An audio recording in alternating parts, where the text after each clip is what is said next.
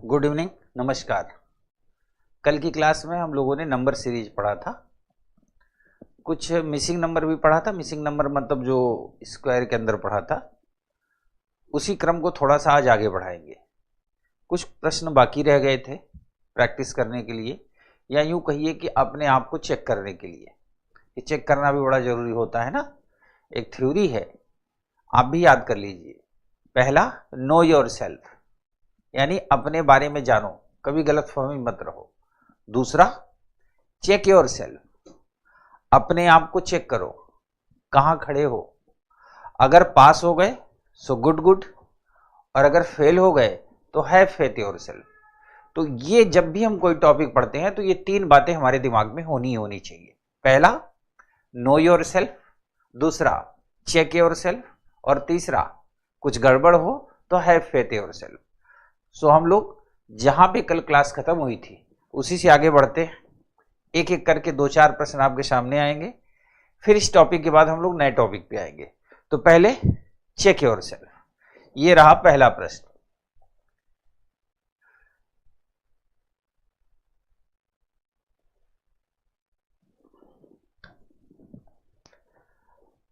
इस प्रश्न को पढ़ने से पहले या आपके अटेम्प्ट करने से पहले आप सबसे मेरी एक गुजारिश है कि पहला काम प्रश्न ध्यान से पढ़ना।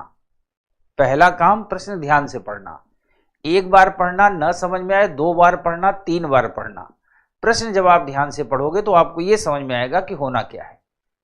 तो लेट्स ट्राई करिए।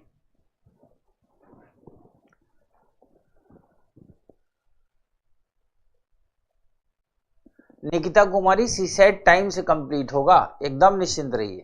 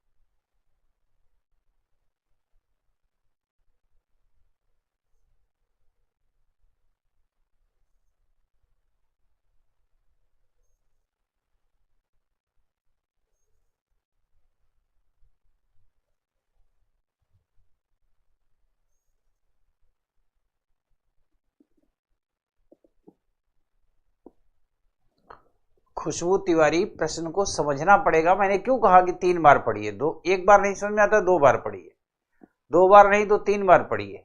प्रश्न को समझिए।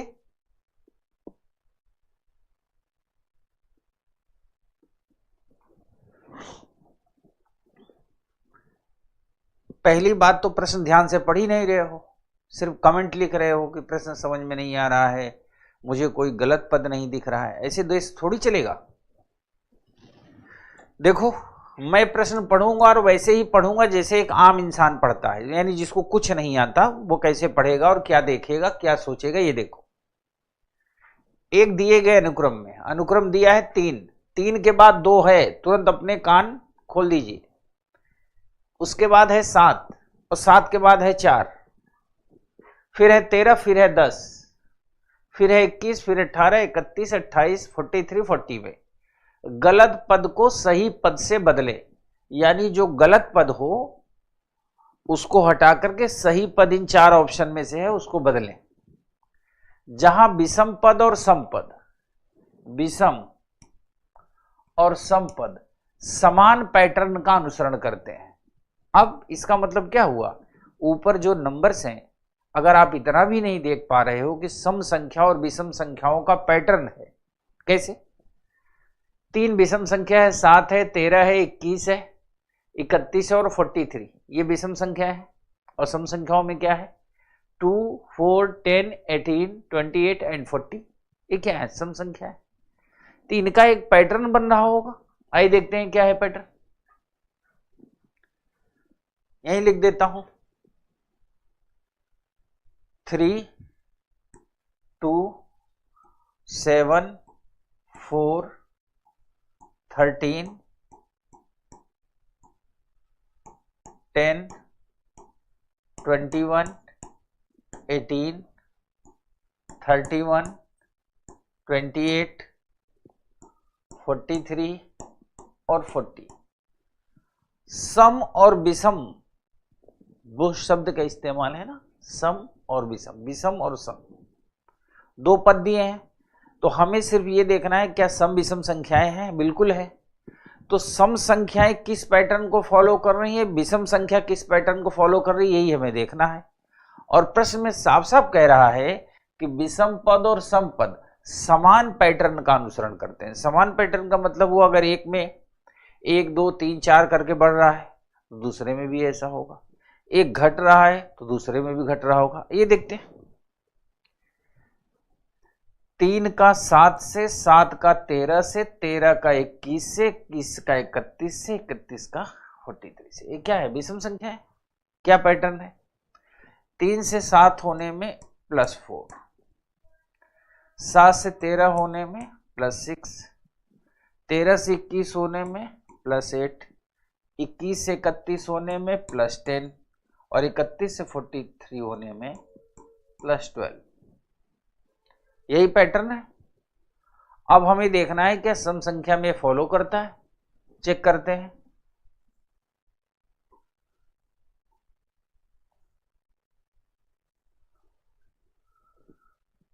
चालीस और 28 में +12 हो रहा है, 18 से 28 में +10 हो रहा है, 10 से 18 में +8 हो रहा है, 4 से 10 में +6 हो रहा है और +6 के बाद क्या होना चाहिए, +4। अगर 2 में 4 जोड़ेंगे तो 6 आना चाहिए, जबकि यहां 4 लिखा है। इसका मतलब जो 2 है वो क्या है, गलत है, इसके स्थान पे आना चाहिए 0। अगर यहां 0 रख देंगे, 0 में 4 जोड़ेंगे तो 4, 6 जोड़ेंगे 10, 8 जोड़ेंगे 18, आ गया आंसर। यह है पैटर्न पकड़ना, यानी प्रश्न को आप जब तक गहराई से नहीं देखोगे नहीं क्लियर होगा। क्लास चल रहा है, जिनका क्लास नहीं चल रहा है या तो नेट का इश्यू है या मोबाइल में कोई इश्यू है, फ्लाइट मोड में कर ले, रिफ्रेश कर लें। ये रोज का ड्रामा है, रोज क्लास में कोई ना कोई कहता है, बच्चा बताते भी हैं कि फ्लाइट मोड में कर लो, रिफ्रेश में कर लो। कोई बात नहीं, क्लियर हो जाएगा बेटा, उसको थोड़ा ठीक कर लो, कोई बात नहीं।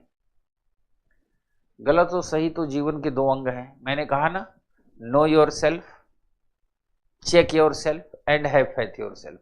गलत हो गया कोई बात नहीं, अगले प्रश्न में दिमाग लगाएंगे। पर मेरी एक बात सुनो, जब तक आप अपने दिमाग से ये नहीं निकालोगे कि हम रीजनिंग पढ़ रहे हैं, रीजनिंग की दुनिया से बाहर निकलो। रीजनिंग एसएससी में आता है, बैंक में आता है, कांस्टेबल पटवारी के एग्जाम में आता है, ये सीसेट पढ़ रहे हो। और मैंने आपको बताया सीसेट क्या है, सब्जेक्ट और टॉपिक तो लेने ही पड़ेंगे। सी सेट का मतलब हुआ यूपीएससी प्रश्न को थोड़ा सा ट्विस्ट करेगा ही करेगा, लेकिन कोई भी बुद्धिमान व्यक्ति जिसका अपना जनरल मेंटल एबिलिटी अच्छा होगा वो प्रश्न को पढ़ करके तुरंत अंदाजा लगा लेगा कि क्या करना है। आपको बस वही नेक काम करने हैं।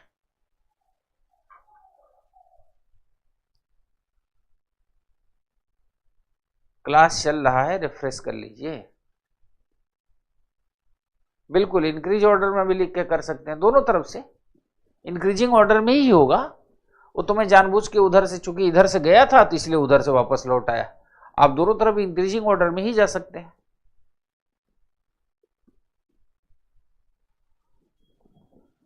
अगला प्रश्न,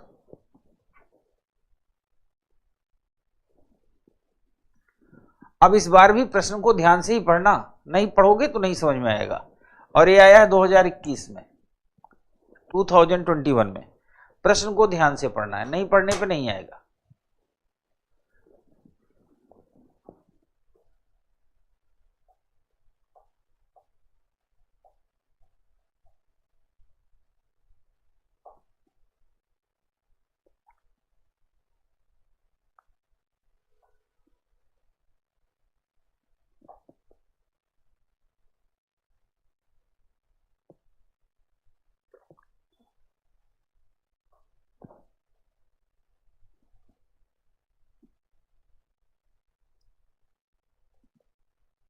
कोई बात नहीं निकता, ये प्रश्न करो, इसके बाद इंक्रीजिंग ऑर्डर में भी मैं आपको उस प्रश्न को करवा दूंगा। आपका इंक्रीजिंग ऑर्डर में चूंकि आपने ट्राई किया नहीं आया, अब आपको ये लग रहा होगा कि एग्जाम में तो व्यक्ति डिक्रीजिंग भी ट्राई कर सकता है, इंक्रीजिंग भी कर सकता है। भाई वहां थोड़ी पता चलेगा डिक्रीजिंग में आना है कि इंक्रीजिंग। ये तो मेरी क्लास थी, मैं डिक्रीज कर गया। अब एग्जाम में तो जो दिमाग कहेगा वही करेगा आदमी, तो आप बिल्कुल चिंता न करो। अभी मैं इंक्रीजिंग ऑर्डर से भी आपको ये सिखा दूंगा कि यदि आप इंक्रीजिंग ऑर्डर में भी जाते हो तो कैसे होगा। So don't worry.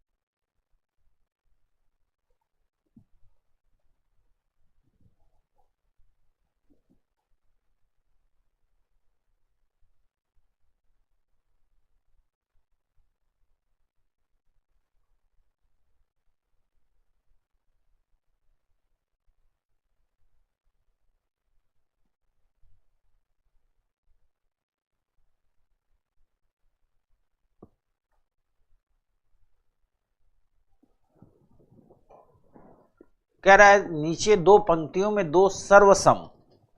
अब जिसको ये नहीं समझ में आएगा सर्वसम का मतलब क्या होता है, उसका नेटवर्क वैसे भी फेल कर जाएगा। सर्व मतलब सभी, सभी जगह सम मतलब समान, तो सर्वसम का मतलब यही होता है।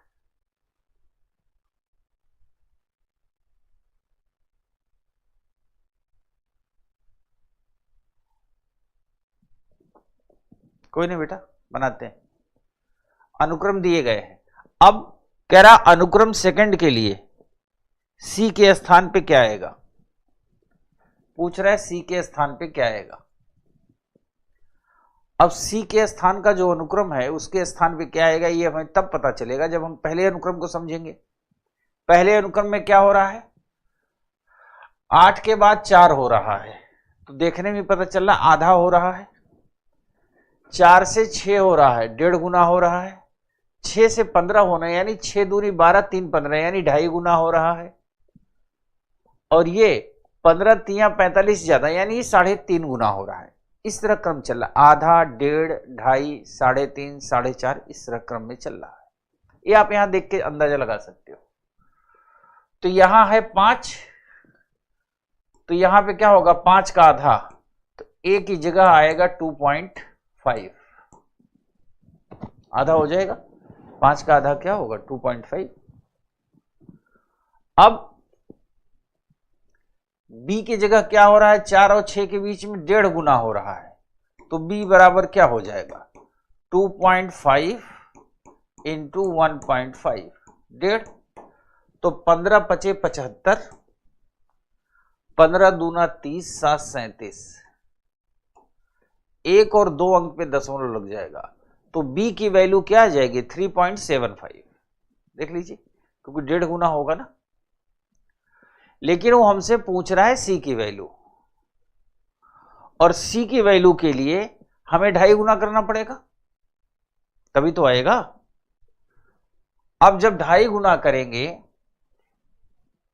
3.75 में 2.5 गुना करो, 2.5 से गुणा कर दो, 55 25, 5 7 35, 2 37, 5 3 15 3 18, 2 पंचे 10, 2 सत्ते 14, 1 15, 2 3 6 1 7, 5 7 8 5 13, 7 1 8 1 9, और दशमलव 1 2 3, तो 9.375। So option C is the right answer. Option C is the right answer, ऐसे आएगा।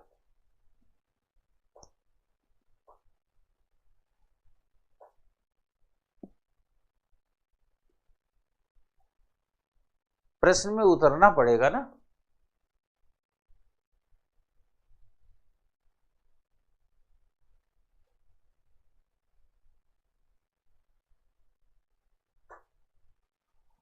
ठीक है,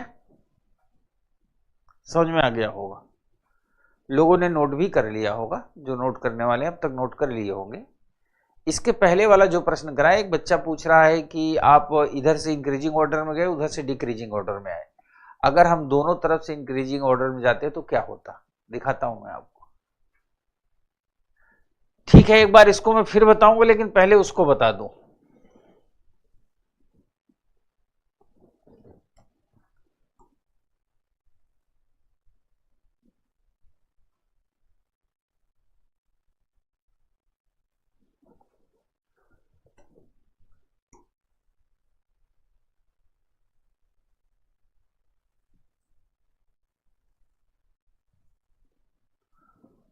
एक बच्चे ने पूछा कि मैं दोनों में, मैं क्या किया था, मैं इधर से 4 6 8 12 करके गया, उधर से 12 10 8 6 करते आए, बताया ये गलत हो गया।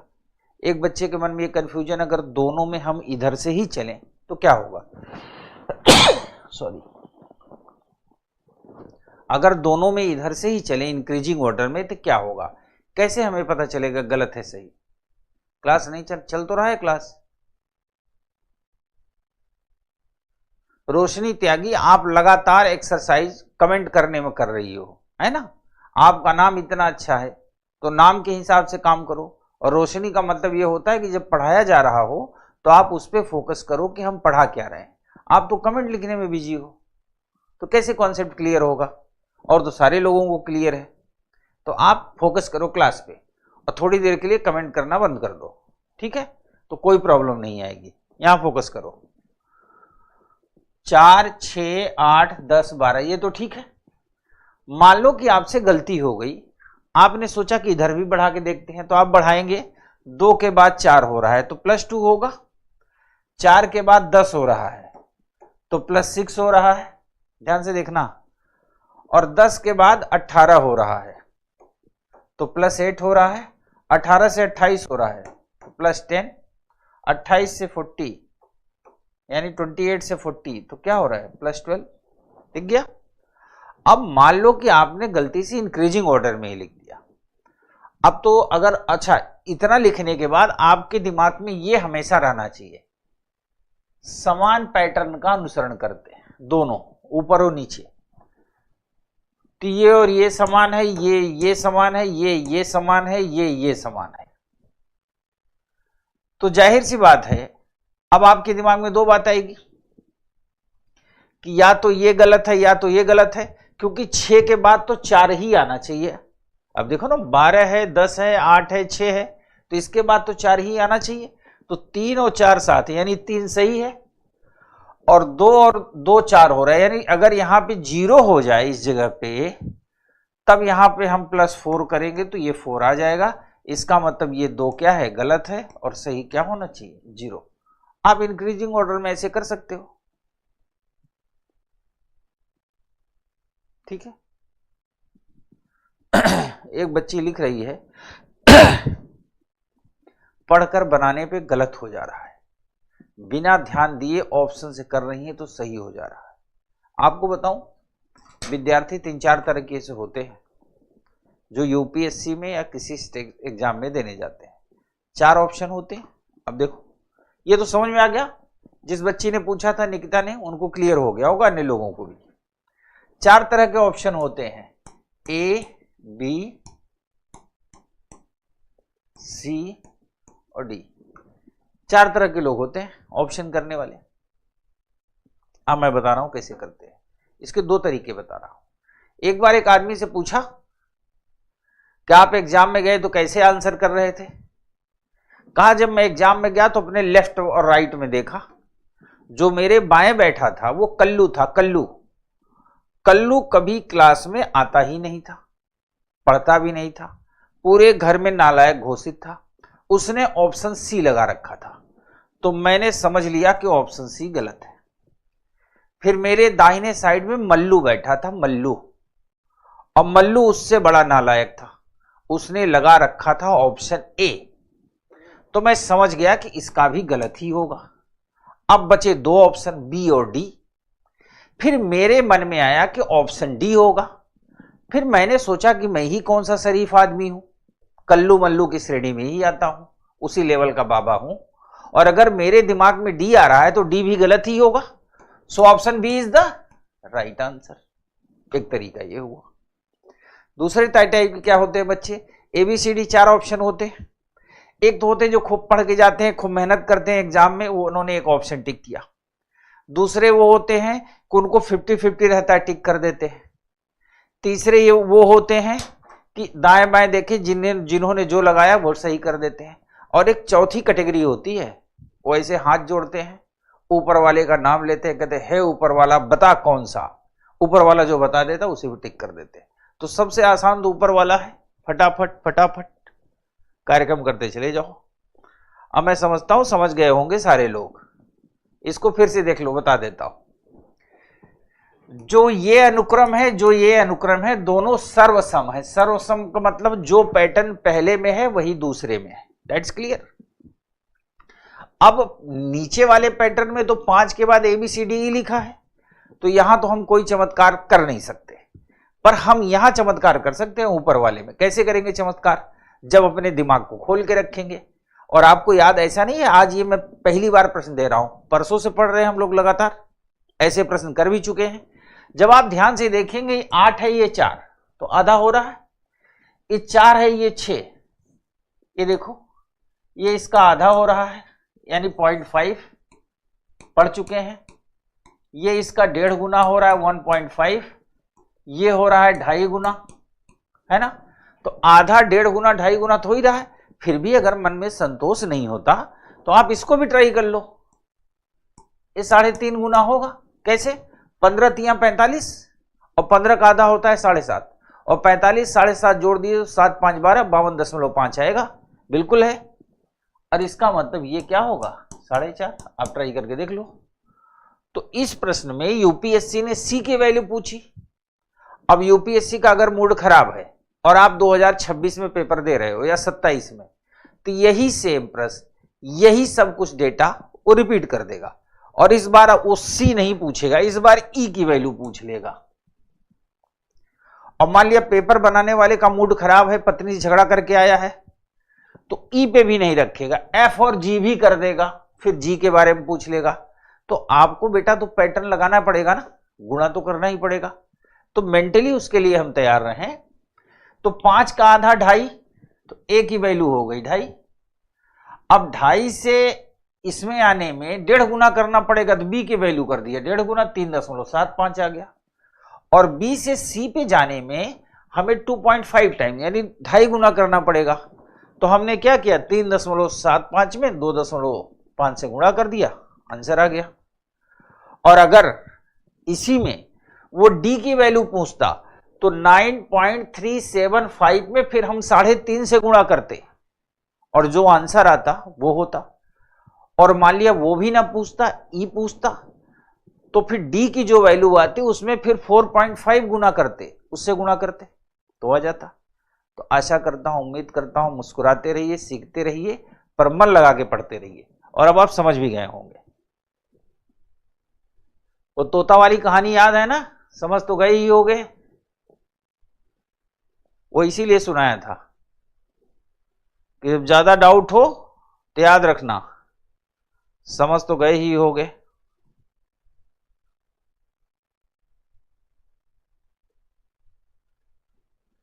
अब चलो ये प्रश्न करो आप। ये 2018 में आया था और ये कैलेंडर से रिलेटेड है और सीरीज भी है। याद रखना ये प्रश्न कैलेंडर का नहीं है, पर कैलेंडर इसमें इन्वॉल्व हो गया है ना। ये प्रश्न है नंबर सीरीज का, ये एक पैटर्न फॉलो करेगा। अब आपको बताना है किस अनुक्रम का अगला पद यानी यहां पे क्या आएगा। अगर कैलेंडर ध्यान से पढ़ा है तो हो जाएगा। बेटा यह पूछता आकाश चौधरी तो फिर उसके आगे हो जाता।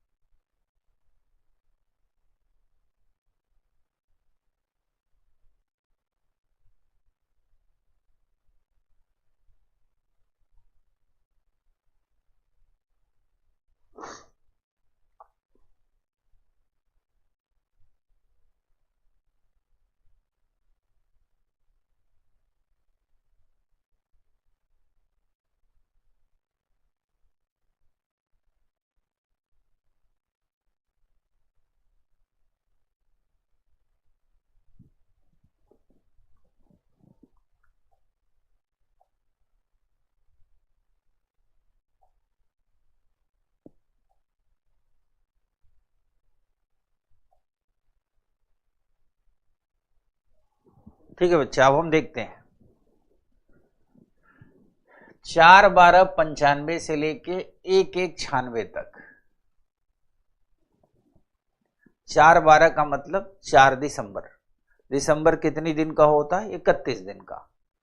तो 4/12, 4 ले लिया तो 31 में 4 घटाएंगे 27 हुआ, और एक ये 28, यानी 28 दिन का गैप है। 1/1/96 से 29/1/96 तक, ये भी 28 दिन का गैप है। ठीक है, 29/1/96 से 26/2/96। 29/1/96 मतलब जनवरी 31 का होता है, तो 29 के बाद 30/31, 2 दिन ये हो गए, और 26 ये, 28 दिन ये भी हो गया। अब यहां नेटवर्क थोड़ा सा ठीक करने लायक है। कैसे? याद रखना 96 जो है लीप ईयर है, अधिवर्ष पढ़ चुके हैं, और 96 4 से डिवाइड भी हो जाएगा, अर्थात फरवरी 28 की नहीं 29 की होगी। तो 26 फरवरी यहां हो गई, तो 3 दिन तो फरवरी के हो गए, 27, 28, 29। 28 दिन का डिफरेंस निकालना है, तो 3 दिन फरवरी वाले और 25 दिन मार्च वाले। So option B is the right answer. जिनका ऑप्शन बी सही है उन सबका सही है। Option B, option B is the right answer. देख लीजिए,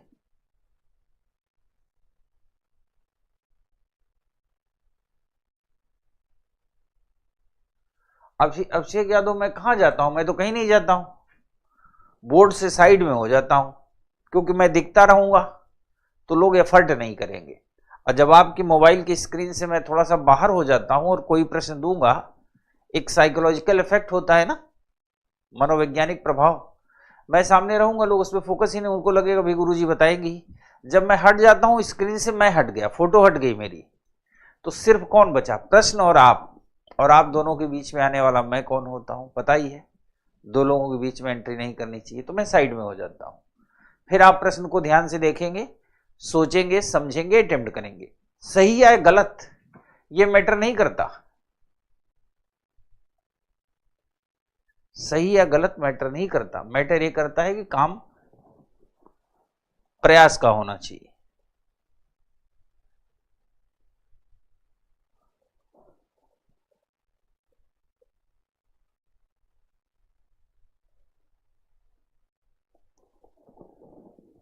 ये 2013 का प्रश्न है, आशा करता हूं आप इसे कर लेंगे।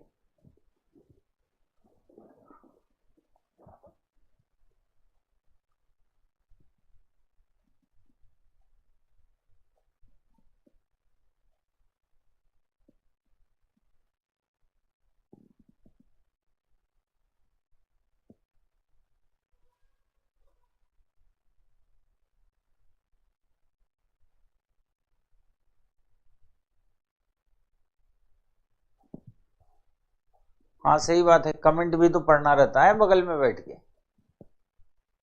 नहीं कैसे पता चलेगा कौन कौन क्या खुराफात कर रहा है।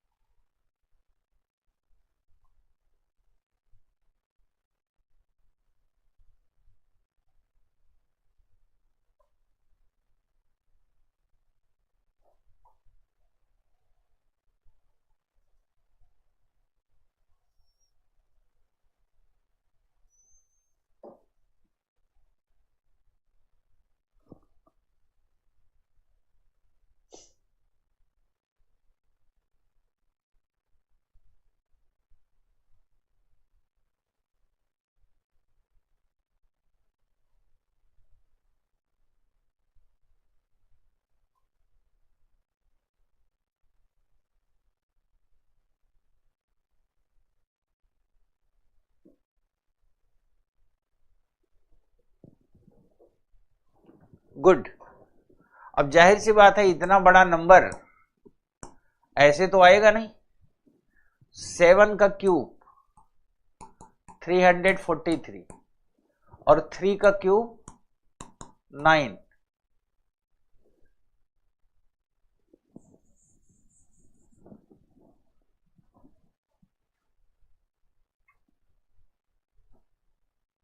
सॉल्व करिए।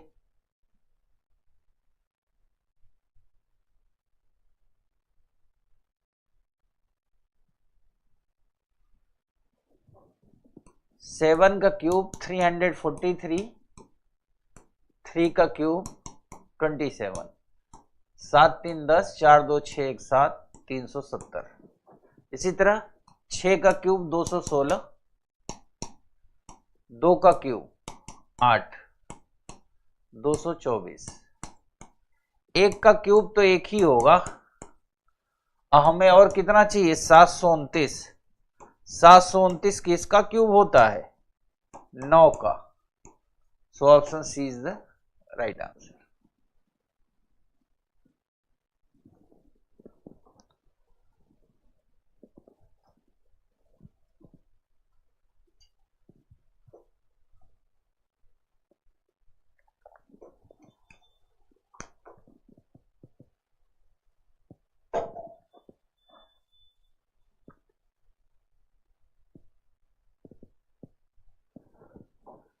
ठीक है, अब हम आपको लग चलते हैं एक नई दुनिया में, और नए टॉपिक का नाम है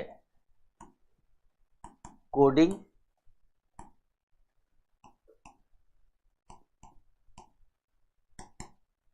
डिकोडिंग। हिंदी में कोडिंग और डिकोडिंग।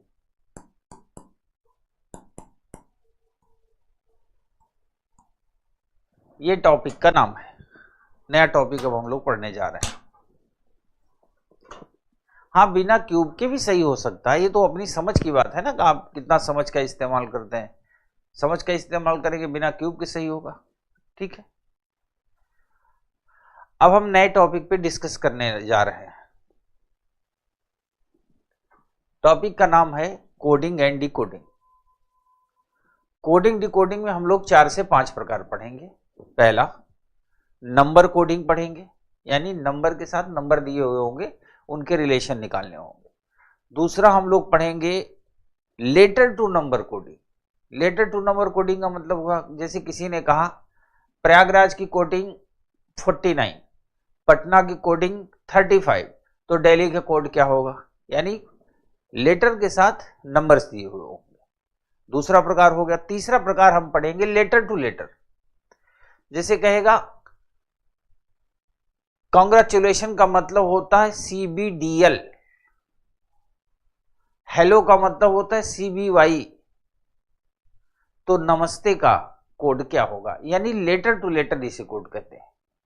तीसरा होगा स्टेटमेंट कोडिंग। स्टेटमेंट कोडिंग क्या होती है? जैसे कहेगा सफेद को लाल, लाल को हरा, हरा को नीला, नीला को पीला, पीला को काला, काला को नारंगी, तो दूध का रंग क्या होगा? एक और कैटेगरी होती है।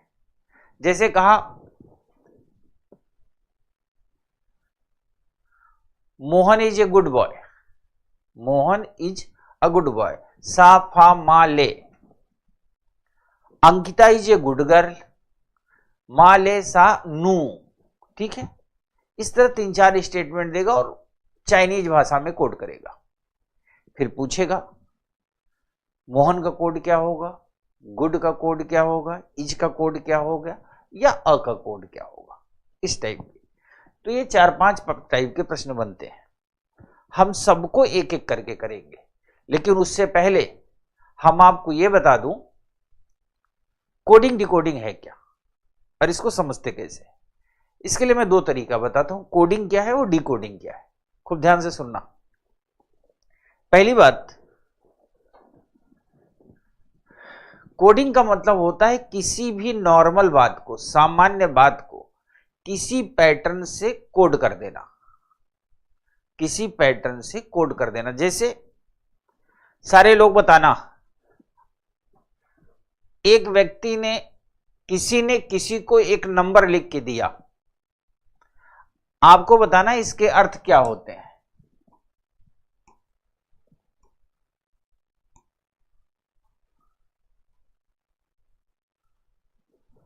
सोचना शुरू करो।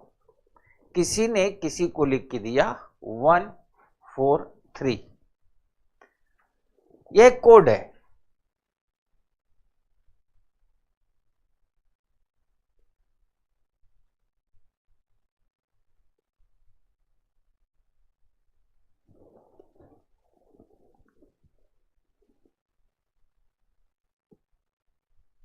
समझ गए? बस ज्यादा मत लिखो, बस इतना लिखो, वही तोता वाली कहानी, समझ तो गए ही होगे, है ना? सही बात बेटा, समझ तो गए ही हो। ठीक है। दरअसल सारा खेल इसी का है, अंडरस्टैंडिंग का। ठीक है, गुड। अब रुक जाओ, अब मैं फिर आपको सिखाता हूं। अब समझ गए? मैं समझ गया कि सारे लोग समझ गए। दरअसल कोड का मतलब क्या होता है? किसी चीज को पैटर्न पे देना, और जिस पैटर्न पे देंगे उसको डिकोड कौन करेगा? जो उस कोड का पैटर्न जानता होगा। जैसे फॉर एग्जाम्पल, मान लो मैं स्वतः और आप सारे लोग जो क्लास में लाइव हो, हम लोग एक मिलिट्री मिशन का हिस्सा है, यानी सेना एक मिशन करना चाहती है, उसके हम लोग हिस्सा हैं। और मिशन क्या है? मिशन ये है कि अरुणाचल प्रदेश के पहाड़ी पर डाकुओं ने डेरा डाल रखा है। डाकू मतलब समझते हो? डकैतों ने विद वेपन AK-47 लेकर के, और कुछ लोगों को बंधक बना रखा है, आम नागरिकों को। और हम सारे लोग सेना के लोग हैं, मैं स्वतः और आप। पद किसी का छोटा बड़ा हो सकता है, पर हम सारे लोग सेना के लोग हैं। खूब ध्यान से सुनना। गवर्नमेंट का आदेश आया कि हमारी टुकड़ी को, जो हमारा प्लाटून है, उसको तुरंत डिप्लॉय होना, यानी जाना है कहां पर? अरुणाचल प्रदेश। और जा करके डकैतों से उन बंधकों को छुड़ाना है। संभव हो सके तो डकैतों को पकड़ा जाए, और नहीं पकड़ा जाए तो उन्हें मार दिया जाए। ये जिम्मेदारी हमें दी गई। अब हम सारे लोग यहां एक मीटिंग में इकट्ठा हुए, और जब सारे लोग मीटिंग में इकट्ठा हुए तो हम लोगों को पता है कि जब वहां हम जाएंगे और चारों तरफ से घेरना शुरू करेंगे, तो डाकू जो पहाड़ पे बैठे हैं वहां से गोली चलाएंगे, हम सारे लोग मारे जाएंगे।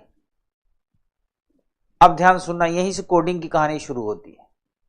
फिर हम लोगों ने एक प्लान बताया। क्या प्लान बनाया? प्लान ये बनाया कि जब हम लोग डकैतों के पास चलेंगे तो एक स्ट्रेटजी चलेगी। स्ट्रेटजी क्या होगी? कि हम लोग गाड़ियों से चलेंगे, उसमें बड़े बड़े स्पीकर, माइक लगा के रखेंगे, साउंड बॉक्स, और उन्हें माइक पर बोलते हुए चलेंगे कि यदि आप लोग सरेंडर कर दो, चूंकि डकैतों ने आम लोगों को बंधक बनाया तो उनकी कुछ मांगे भी होंगी, तो हम लोग कहेंगे कि हम आपकी मांगे पूरी कर रहे हैं, और आपको हम बार बार कहते हैं आप अपने आप को सरेंडर कर दें, तो सरकार आपके लिए रास्ता भी दे देगी, आपको छोड़ भी देगी, और आपकी मांगे भी मान लेगी। खूब ध्यान से सुनना। लेकिन गवर्नमेंट का ऑर्डर है कि या तो उन्हें पकड़ना है या मारना है। अब अगर वहां हम नजदीक जाएंगे, मान लिया आप कमांडर हो या मैं कमांडर हूं, अगर मैं माइक पे बोलूंगा कि गोली चलाओ, तो जब मैं माइक पे बोलूंगा गोली चलाओ, तो आप लोग तो सुनेंगे ही, डाकू भी सुनेंगे कि कमांडर ने कहा गोली चलाओ, तो आप जब चलाएंगे तो वो भी चलाएंगे। तो हम लोगों ने क्या किया, जो ये गोली चलाओ है ना, गोली चलाओ यानी स्टार्ट द फायर, ये गोली चलाओ एक आम शब्द है, आम बोलचाल का शब्द है। इसको हमने कोड कर दिया। कोड क्या कर दिया? सूर्य ढलने वाला है, यानी शाम होने वाली है। हम लोगों ने अपनी मीटिंग में इसे कोड कर दिया। ठीक है, मीटिंग में हमने कोड कर दिया, आप लोगों ने सुन लिया। अब ध्यान सुनना, अब आप समझ गए कि गोली चलाओ को कोड कर दिया गया सूर्य ढलने वाला, तो इसे कहते हैं बेटा कोड।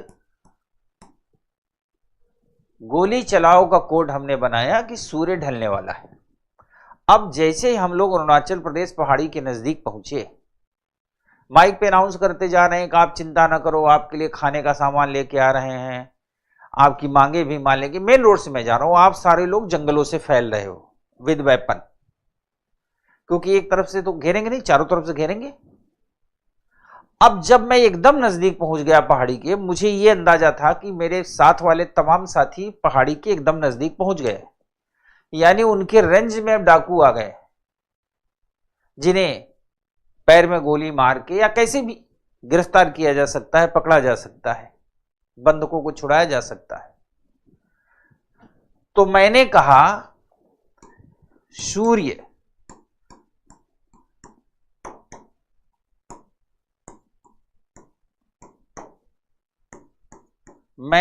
सूर्य ढलने वाला है। मैंने उन डाकुओं को माइक पे कहा कि आप लोग सरेंडर कर दें, वरना सूर्य ढलने वाला है, रात होने वाली है। खूब ध्यान सुनना। जैसे हमने कहा सूर्य ढलने वाला है, तो जो कोड नहीं जानता वो इसको डिकोड नहीं कर पाएगा, तो आप तुरंत इसको डिकोड कर लेंगे। कैसे डिकोड कर लेंगे? क्योंकि आप कोड का पैटर्न जानते हैं। तो जैसे मैं कहूंगा सूर्य ढलने वाला है, तो आप समझेंगे कि सर ने कह दिया कि गोली चलाओ। कुल मिला के कोडिंग डिकोडिंग पैटर्न है, इसी पैटर्न पे चलता है। ठीक है, तो कोई बात नहीं। एक बच्चा लिख रहा है 143 का कोड मुझे समझ में नहीं आया, प्लीज सर बताएं। उतना समझने की जरूरत नहीं, जब बड़े हो जाओगे समझ जाओगे। अभी नाबालिग हो, आप इसको समझो। गोली चलाओ का मतलब हुआ को हमने कोड कर दिया सूर्य ढलने वाला है, और सूर्य ढलने वाला है जैसे ही मैंने बोला, तो ये आप क्या समझ जाओगे? गोली चलाना है, आप फटाफट गोली चला दोगे। तो एक तो कोडिंग डिकोडिंग का ये हो गया। एक और उदाहरण दूंगा। मैं चाहता हूं कि आप मेंटली, प्रीवियस क्लास में बताया था कि बेटा सी सेट और रीजनिंग में ही अंतर है। रीजनिंग में हम सिर्फ टॉपिक पढ़ते हैं, क्वेश्चंस करते हैं। सी सेट का मतलब हुआ कि हमारा दिमाग इस बात के लिए तैयार हो जाए कि ये टॉपिक क्या है, कैसे हैंडल करना है, कैसी सोच बनानी है। इसे कहते हैं कॉन्सेप्ट क्लियरिटी। एक एग्जांपल और देता हूं, इस एग्जांपल के बाद हम सीधा प्रश्नों पे आ जाएंगे। ठीक है, क्या है दूसरा एग्जांपल? एक बार क्या हुआ, एक कॉलोनी थी। कॉलोनी समझते हो? मोहल्ला, जैसे आप भी रहते हो, गांव। तो कॉलोनी या मोहल्ला था, वहां बहुत से लोग रहते थे।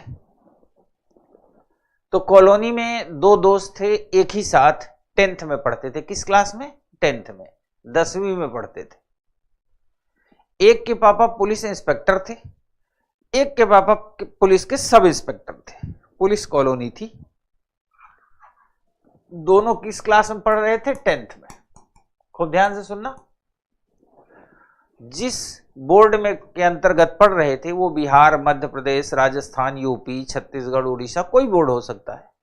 जिस बोर्ड में पढ़ रहे थे, सुबह आया कि आज रिजल्ट आएगा। संजोग से जिसके पापा इंस्पेक्टर थे, उस दिन वो इंस्पेक्टर साहब घर पे ही थे, यानी उनकी ड्यूटी नहीं थी। अब जो सब इंस्पेक्टर का बेटा था, वो आया, इंस्पेक्टर के बेटे से मिला कि यार बेटा आज रिजल्ट आने वाला है, पता नहीं क्या होगा, चलो देख के आते हैं। तो उसने कहा यार मैं तो जा नहीं सकता, पापा हैं घर में, पता नहीं क्या समझेंगे, तुम एक काम करो, तुम चले जाओ और रिजल्ट देख के आ जाना। तो उसने कहा रिजल्ट देख के तो आ जाऊंगा, पर फिर तुम्हारे घर आके बताऊंगा कैसे? पास हो गए तो अच्छी बात है, फेल हो गए तो कैसे आऊंगा? कहा कोई बात नहीं, इसका सिंपल कॉन्सेप्ट है। अगर एक विषय में मैं फेल हो जाऊं, एक विषय में, तो तुम मेरे घर के सामने जो पार्क है ना, वहां खूब तेज तेज चिल्लाना, जय हो जय हो जय हो। जैसे ही तुम कहोगे जय हो, तो मैं समझ जाऊंगा कि एक विषय में फेल हो गया। क्या ठीक है? कहा लेकिन अगर तुम दो विषय में फेल हुए तो कहा कोई बात नहीं, तब तुम कह देना राधे राधे। कहा ठीक है बेटा। कहा लेकिन ये भी कोड बता दो कि अगर 3 विषय में फेल हो गए फिर क्या बोलेंगे। तो उसने कहा फिर तुम बोल देना ब्रह्मा विष्णु महेश, तो मैं समझ जाऊंगा कि 3 विषय में फेल हो गया। और विषय कुल कितने थे? 6। अब उसने भी नहीं सोचा था कि क्या होगा क्या नहीं होगा, उसके दोस्त ने, वो चला गया। अब 11 बज गया, 12 बज गया, 1 बज गया, दोस्त आ ही नहीं रहा है। एक बार भी आवाज नहीं सुनाई पड़ रही, न जय हो, न कोई राधे राधे बोल रहा है, न कोई ब्रह्मा विष्णु महेश बोल रहा है। तब तक घर के बाहर पार्क में बड़ी तेजी आवाज आने लगी। आवाज क्या आ रही थी? आवाज आ रही थी, बोलो सच्चे दरबार की जय, दरबार की जय। क्या आवाज आ रही थी? बोलो सच्चे दरबार की जय।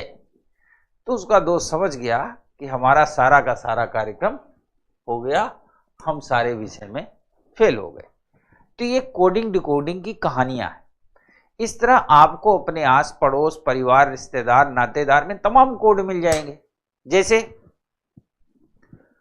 एक कोड और बताता हूं। पापा ड्यूटी से आए या बाहर से काम करके आए, घर पे आए, अब मम्मी सो रही हैं। पापा मम्मी से डरते बहुत है, समझ लेना। मम्मी सो रही है, घर में आए, अब आप वहीं बैठे पढ़ रहे हो या पढ़ रही हो, पापा आ गए, उन्होंने देखा मम्मी सो रही हैं, तो पापा मम्मी से डरते बहुत हैं, क्योंकि मम्मी की स्थिति अगर सो रही हैं, उस समय कोई खटखुट आवाज आ गई तो मम्मी फायर कर देंगी। तो पापा अगर बोलेंगे तो आवाज आ जाएगी, फिर मम्मी फायर कर देंगी। तो पापा ने बोला नहीं, आपकी और उनकी आंखें मिली, पापा ने ऐसे कहा। समझ रहे हो? समझ गए होगे कि पापा कह रहे हैं पानी पिलाओ। ज्यादा एडवांस हैं तो कह रहे हैं चाय पिलाओ। ये क्या है? कोड ही तो है। नहीं, इसका मतलब बहुत कुछ भी हो सकता है ना। लेकिन जैसे पापा बाहर से आए, उन्होंने इशारा किया, तो आप तुरंत समझ जाएंगे कि इनको पानी या चाय की जरूरत है। तो इसका मतलब यह हुआ कि हम पूरे लाइफ में कोडिंग डिकोडिंग जैसे टॉपिक से गुजरते हैं। यह होता है टॉपिक का मतलब। और बिल्कुल कठिन टॉपिक नहीं। यूपीएससी जो प्रश्न पूछेगा वो भी कठिन नहीं होगा। किसी भी एग्जाम में आप अपीयर होंगे, कहीं भी आपको प्रश्न कठिन नहीं लगेगा। अब हम प्रश्न की शुरुआत करने जा रहे हैं। पहले हिस्से में हम पढ़ेंगे नंबर कोडिंग। नंबर कोडिंग के बाद हम अदर्स पे आएंगे, ठीक है। तो ये आपके सामने पहला प्रश्न।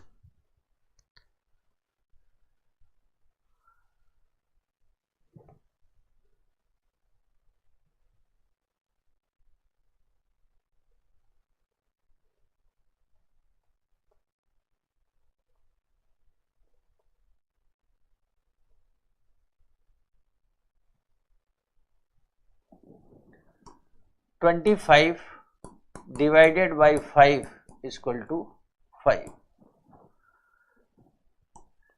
8 divided by 4 equal to 2। 18 divided by 6 equal to 8। तो 9 डिवाइडेड बाई 3 इक्वल टू क्या होगा? दरअसल ये कोडिंग डिकोडिंग से रिलेटेड प्रश्न है, और ये प्रश्न किसी न किसी सिस्टम को फॉलो करता है। अब आपको सिस्टम बनाने हैं कि वो सिस्टम कैसे काम करेगा, और ऊपर के जो 3 दिए हैं उन्हीं पैटर्न पे चौथे का आंसर निकालना है। कोशिश करो।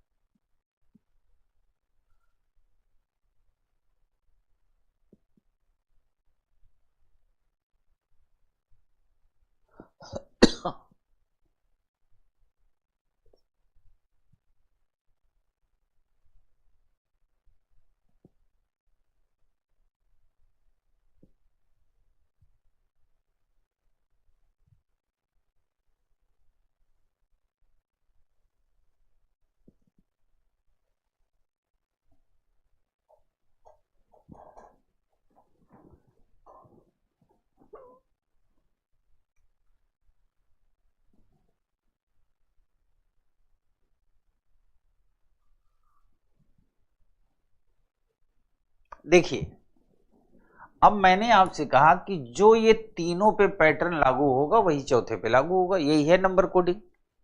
अब आपको गुणा, भाग, जोड़, घटाना जो करना हो वो करो, पर इन तीनों पे एक ही पैटर्न लागू होना चाहिए। अगर तीनों पे सेम पैटर्न होगा तो चौथा उसी का आंसर हो जाएगा। अब हम इसको ट्राई करते हैं। पहले हमने सोचा कि 25 में 5 से भाग होगा, तो 25 में 5 से भाग करेंगे तो क्या आएगा? 5। ठीक है। 8 में 4 से भाग करेंगे 2 आएगा, ये भी ठीक है।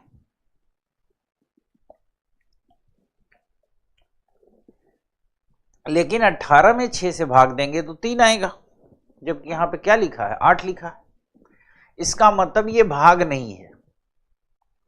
अगर ये डिवीजन होता तो जैसे इसका आ रहा है, इसका आ रहा है, इसका भी आ जाता तो हमारा आंसर आ जाता, पर ये डिवीजन नहीं है। फिर क्या हो सकता है ये? फिर हमने जोड़ ट्राई किया, 25 और 5 को जोड़ दिया तो 30 हुआ। 25 5 को जोड़ दिया 30 हुआ। अब 30 को मैं एक कांस्टेंट नंबर 6 से भाग दिया, 5 आ गया। फिर हमने 8 और 4 को जोड़ा, 12 हुआ। सेम कांस्टेंट नंबर यानी 6 से भाग दिया तो 2 आएगा, ये भी सही है। लेकिन 18 और 6 को जोड़ा तो 24 आएगा, और 24 को 6 से भाग देंगे तो 4 भागफल होगा 4, पर यहां क्या है? 8। इसका मतलब जो अभी हमने सोचा वो भी क्या है? गलत है। तो ये भाग है नहीं, जोड़ है नहीं। घटाना भी देख लेते हैं। 25 में से 5 घटाया 20 आया। 20 को 4 एक कांस्टेंट नंबर मान लेते हैं, 4 से भाग देंगे 5 आ गया। पर 8 में से 4 घटाएंगे तो 4 आएगा, और 4 को 4 से भाग देंगे तो 1 आएगा, 2 नहीं आएगा। इसमें तो यही फेल हो गया। तो ये भाग है नहीं, जोड़ है नहीं, घटाना है। अब बचा गुणा।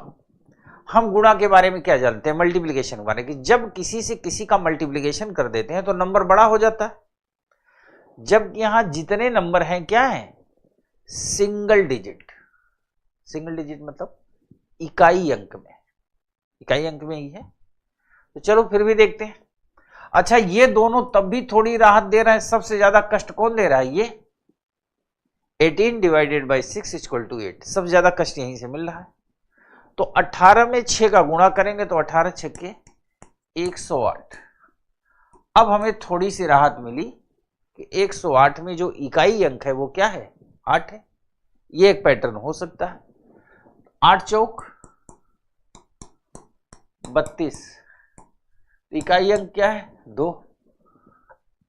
इसी तरह 25 पंचे 125, इकाई अंक क्या है? 5। ये एक पैटर्न मिल गया। गुणा करने के बाद जो यूनिट डिजिट है, इकाई अंक है, वो हमारा क्या बन गया? पैटर्न बन गया। तो 9 तिरिक 27, तो आंसर क्या होगा?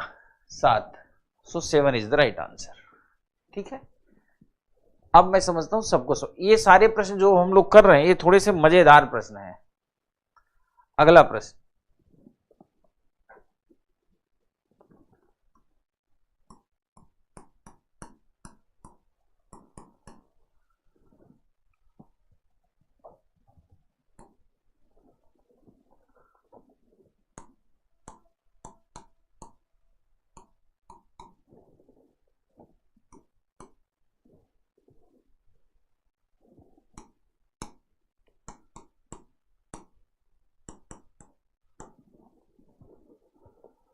ट्राई करिए।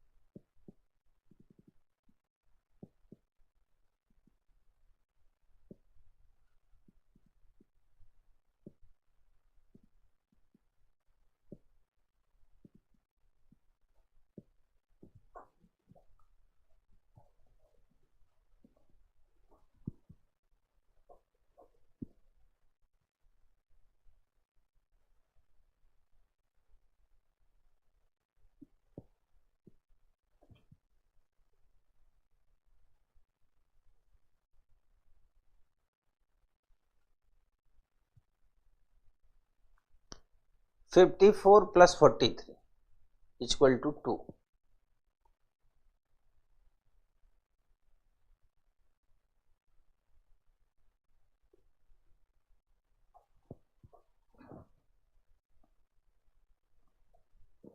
हम क्या सोचेंगे, ये 2 इकाई अंक है लेकिन ये 10 इकाई अंक नहीं है। जैसे इसके पहले इकाई अंक का सिस्टम था ना, यूनिट डिजिट का, पर यहां 2 तो इकाई अंक है पर 10 ऐसा है, 2 अंकों में है। यानी अब हमें कुछ और सोचना है। क्या सोचेंगे, ये 2 है ये 10 है, यानी इकाई अंक का फॉर्मूला तो नहीं लगेगा। पर एक बात सच है कि इनके बीच कुछ ऐसा होगा, क्योंकि ये नंबर्स बड़े हैं और ये नंबर छोटे। ध्यान से सुनो, ये नंबर बड़े हैं ये नंबर छोटे। मैं तो पैटर्न आपको बता रहा हूं।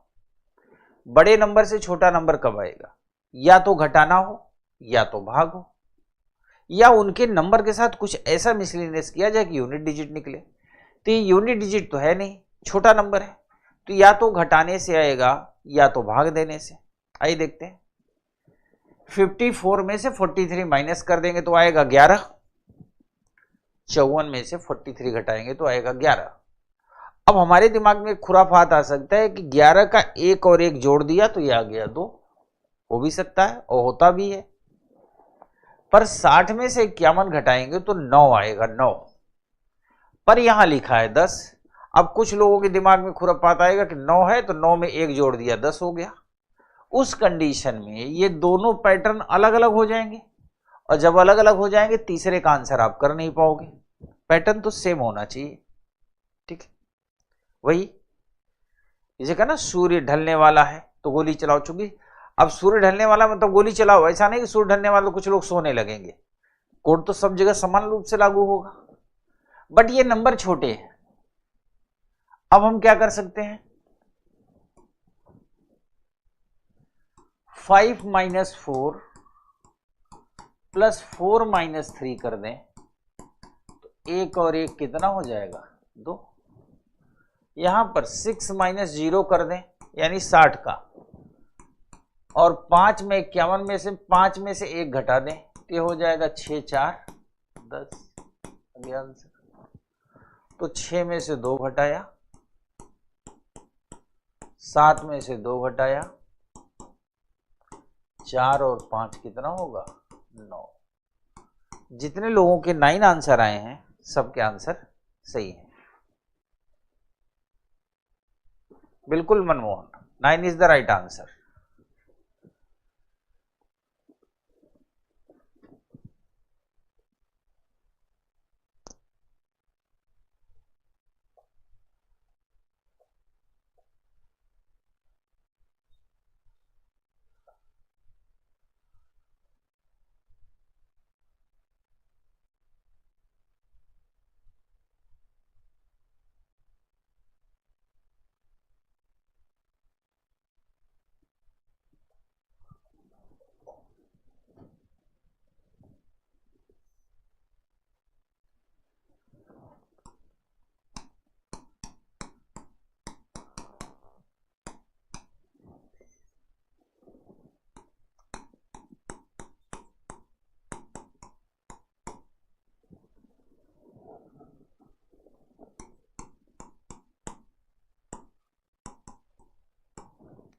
इसको सॉल्व करिए, ये वाला जो आपके सामने है।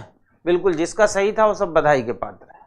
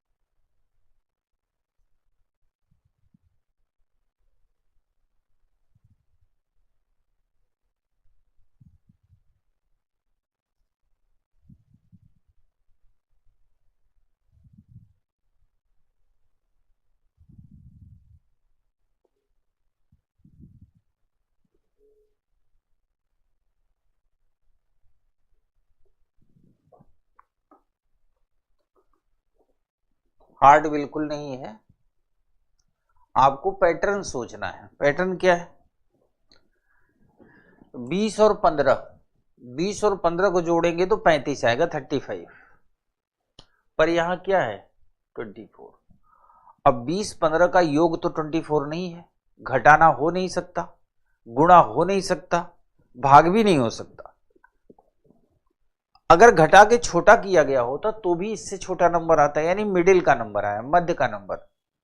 ये जो बातें मैं बोल रहा हूं, ये इसलिए नहीं बोल रहा हूं कि मुझे नहीं आ रहा है, ये मैं इसलिए बोल रहा हूं कि जो व्यक्ति, नया व्यक्ति इस प्रश्न को देखेगा अपनी लाइफ में फर्स्ट टाइम, या थोड़ी प्रैक्टिस के बाद भी कठिन प्रश्न आएगा देखेगा, तो उसके दिमाग में क्या आइडिया आएगा? यही आइडिया आएगा जो हम शेयर कर रहे हैं कि भाई ये जोड़ हो नहीं सकता, घटाना हो नहीं सकता, भाग है नहीं है, बड़ी संख्या नहीं है, गुणा नहीं हो सकता, इकाई अंक भी नहीं हो सकता क्योंकि इकाई अंक में है नहीं। इसका मतलब नंबर्स के साथ कोई गेम किया गया है। तो वो गेम क्या हो सकता है? नंबर को एडिशन करके सबसे मतलब मल्टीप्लाई किया गया हो, नंबर को एडिशन करके 3 टाइम 4 टाइम मतलब मल्टीप्लाई किया गया हो, यही सब इसमें चेक कर सकते हैं। चलिए चेक करते हैं। 2 + 0, 1 + 5, तो 2 और 6 कितना हो गया? 8। अब हमें पता है कि अगर 8 में हम 3 से गुणा कर दें तो क्या आएगा? 24। अब किसी के मन में ये नहीं आना चाहिए 3 कहां से आया। 3 इज द कांस्टेंट नंबर, है ना। यहां देखते हैं, 6 4 10,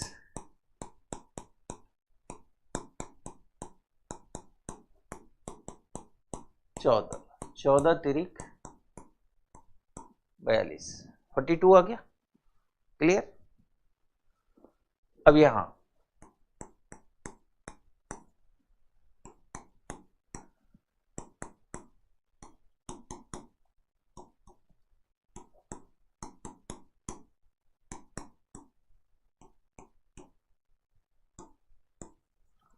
36 इज द राइट आंसर।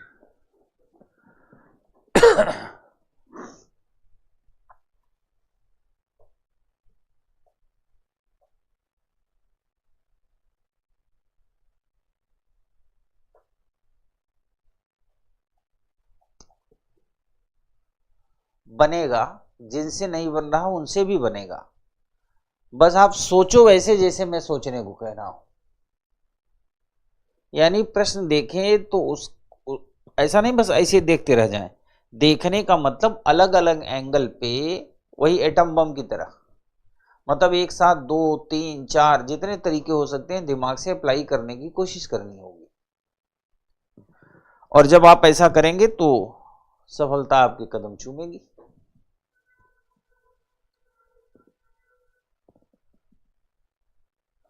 हमारे ख्याल से नोट कर लिया होगा। अगला प्रश्न, 33 + 45 = 30, 90 और 26 ये हुआ 40, तो 13 और 27 का क्या होगा? अब निकिता इसके बारे में सोचो, लिखी हो ना कि सोच नहीं पा रही हो, अब सोचो।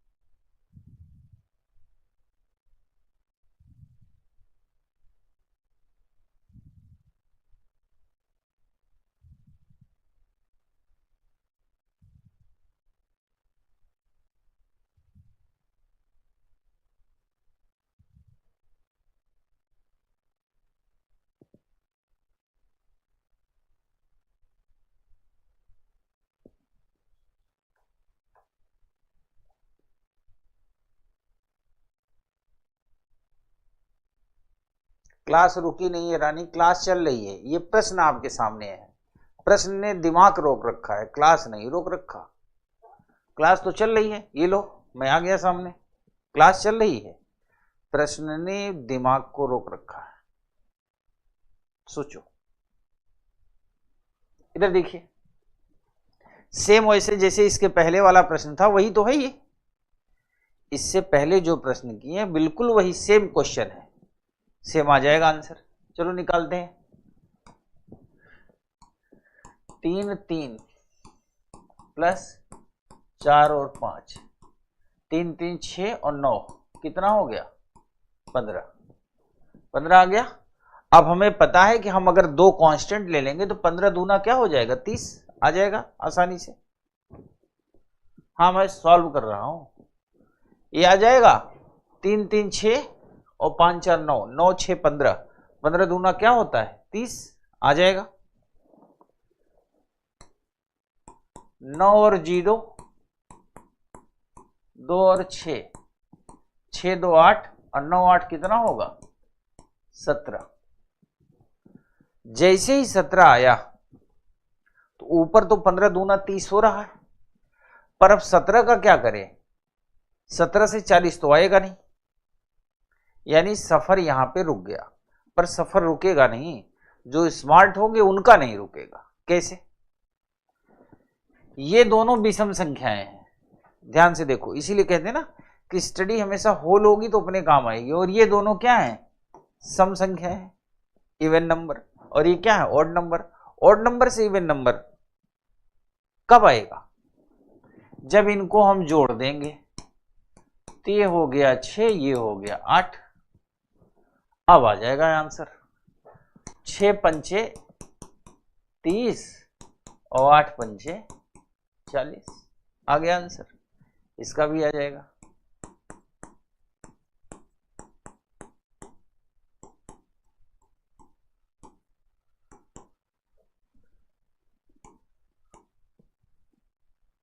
सात दो 9, 9 4 13, 1 और 3 कितना होगा? 4, 4 पंचे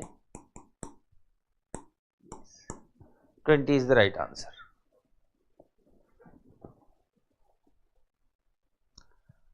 बिल्कुल, जिनका सही है सही है।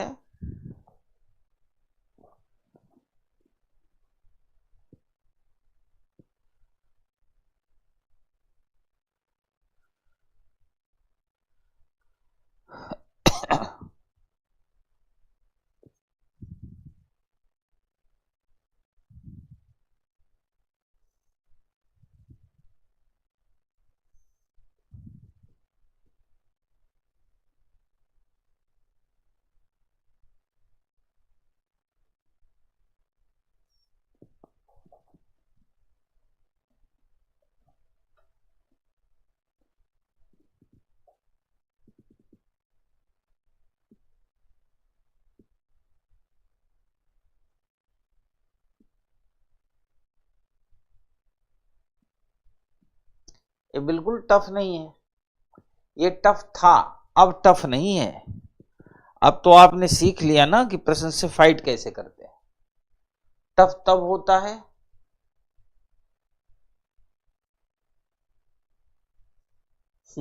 कलुआ बेहोश हो गया। हाँ बिल्कुल सही बात। अच्छा, कलुआ बेहोश हो गया इस प्रश्न को देख के। अगला प्रश्न, 52 इंटू 45 बराबर 30, 73 गुणित 21 बराबर 23, 84 गुणित 52 बराबर 42,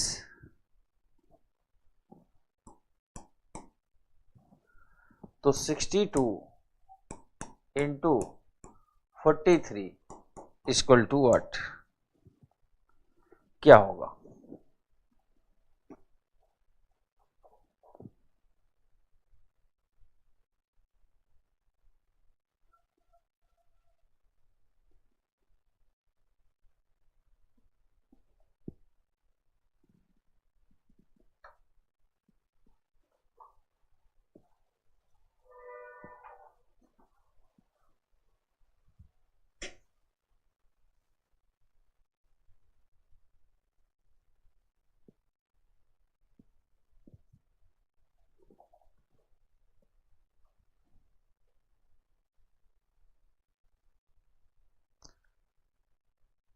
बिल्कुल बच्चा आकाश चौधरी, सी सेट है ही साम दाम दंड भेद।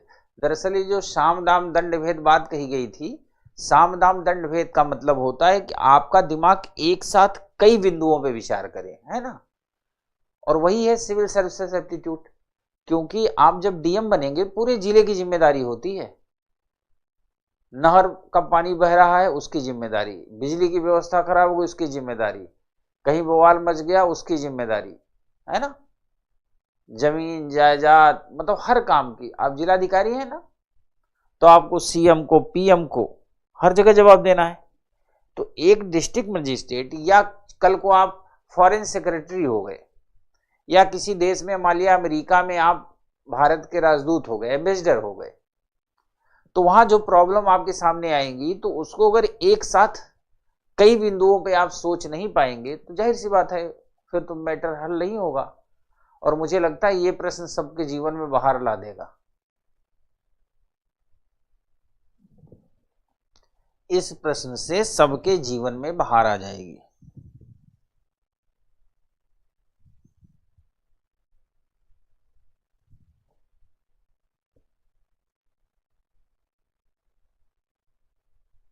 हमारे ख्याल से सबके जीवन में बाहर आ गई। बस इसी बाहर का इंतजार था, जीवन में बाहर चलनी चाहिए, सबके आंसर आने लगे, सब खुश होने लगे। बड़ा सिंपल सा था। 52, 45, 30, अगर जैसे कहते हैं खूब ध्यान से केवल आप इनको देख लेंगे ना, खूब ध्यान से, जैसे साउथ इंडिया की मूवी आपने कभी देखी होगी, साउथ की फिल्में, उनमें कई बार ना हीरोइन जो होती है ना, गुस्से में ऐसे आंख लाल करके देख लेती है तो जंगल में आग लग जाती है। कभी देखा है? कभी देखा है कि साउथ इंडिया का कोई सुपरस्टार, फिल्मी सुपरस्टार केवल आंखों से घूर देता है तो जो विलेन होते हैं ना, खलनायक, उनकी गाड़ियां ही पलट जाती हैं आंखों से। अगर उन्हीं आंखों से आप इन्हें ध्यान से देखेंगे, किन वाली आंखों से? साउथ इंडिया वाली आंखों से, तो 5 दूनी 10 और 4 पंचे 20, आंखें ही बता देंगी कि 10 और 20 कितना होगा? 30। 5 दूनी 10 प्लस 4 पंचे 20, 10 और 20 कितना हो गया? 30। 7 तिरिक 21 प्लस 2 एक कम 2, 21 और 2 23, 8 चौक 32 और 5 दूनी 10, 32 और 10 42, 6 दूनी 12, 4 तिहाई 12 और 12 12 24। आप अपने दिमाग में रख लो, संसार का कोई भी प्रश्न कठिन नहीं होता। बस अंश मिश्रा ने लिखा, हाँ सर ग्रेविटी भी बिल्कुल फेल हो जाती है। साउथ इंडिया मूवी में हीरो हीरोइन के सामने सब कुछ फेल है। वो चाहें तो दिन को रात कर दें और रात को दिन कर दें, वो चाहें तो मुर्दे को जिंदा कर दें और जिंदे को कुछ सेकंड में मुर्दा कर दें। वहां जल्दी मारपीट नहीं करनी पड़ती, हीरो बस केवल ऐसे करता है 30-40 गिर जाते हैं। चलो वो वाली आंख पैदा करनी पड़ेगी दिमाग में। अगला प्रश्न, 94 plus 31 plus 22 equal to 43। 56 plus 85 plus 28 equal to 86। तो 27 प्लस 45 प्लस 25 इक्वल टू 8।